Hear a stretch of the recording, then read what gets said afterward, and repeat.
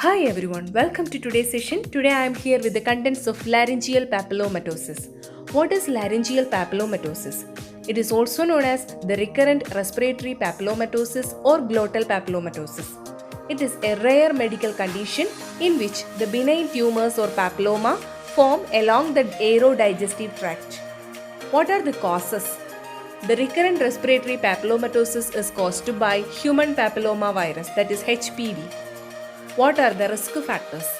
The first-born child, having a vaginal delivery with a prolonged labor, mother being under 20 years of age, mother has active genital warts, etc. What are the symptoms of laryngeal papillomatosis? The most common presenting symptom of laryngeal papillomatosis is hoarseness. The affected individuals may develop labored noisy breathing, that is stridor, due to the obstruction of the airway.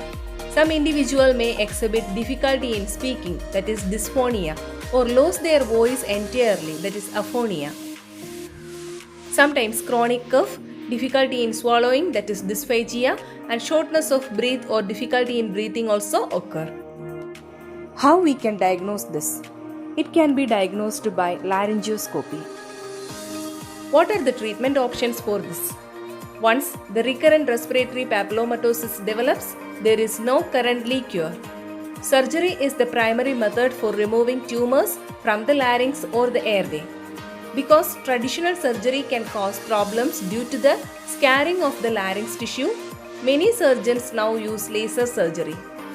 Photodynamic therapy, it is a procedure in which a drug known as a photosensitizer is used along with a special type light, has been used to treat some individuals with recurrent respiratory papillomatosis, especially those with a large papillomas. Prevention. Little is known in terms of effective means of prevention if the mother is infected with HPV. HPV vaccination can prevent this infection in mother and thereby eliminate the possibility of the virus infecting the baby. Due to low likelihood of transmission, even from an infected mother, it is not recommended to expose the mother and child to the additional risk of cesarean section to prevent the transmission of this disease during vaginal childbirth. Opting for a cesarean section does not guarantee that transmission will not still occur. That's today. See you on the next day. Thank you.